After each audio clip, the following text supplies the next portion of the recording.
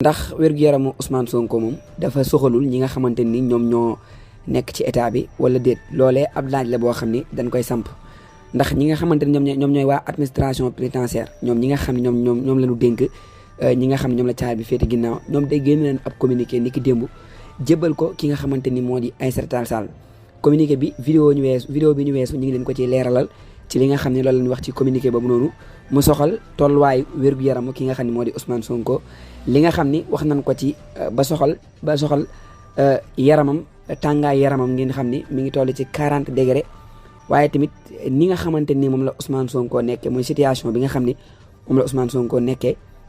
loolu yëpp bind nañ ko ci bataaxal jébal ko ki nga xamante ni moo di Aïssata Tall Sall waaye ba léegi dégguñu benn communiqué wala benn déclaration bu jóge ci ñoom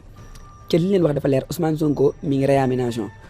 ngeen dégg loolu yëpp waaye ba léegi nii ñu wane mel ni ñoom dañ cee boole ak pataaral mel ni loolee ñoru leen beneen bi tamit ki nga xamante ni moo di Abdou Karim Fofana moom mii ñu dénk wàllum commerce ministre bi wàllum commerce moom ni ki dem bi ñu ko dalee fële ca RFM ban ko laajee lu soxal nga xam ne Ousmane Sonko mi ngi réanimation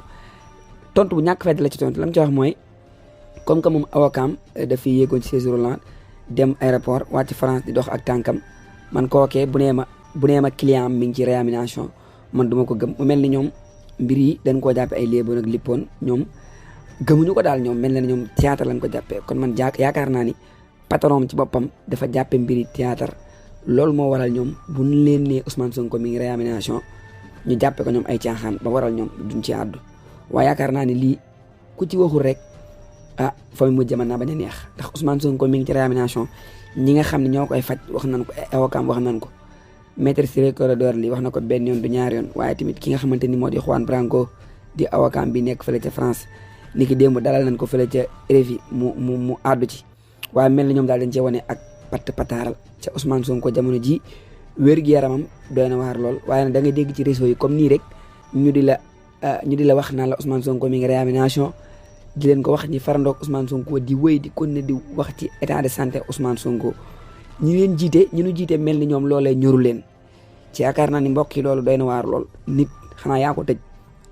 xañ nga ko mu dem ci njabootam loolu yaakaar naa ni doy na sëkk métti waaye nag yow say responsabilité la ne fexeel ba bu feebaree na nga ko faj lu ko dal yow yaay responsabilité bi mais gis na nit ñi taxawaay boobee dafa des jàpp na ne Ousmane Sonko xañ nañ ko ay droit mënatu la def dara waaye dem na ba nga xamante ni wér-gu-yaramam taxawaay gi ci war ñoom taxawuñ ko ca loolu yaakaar naa ni doy na waar lool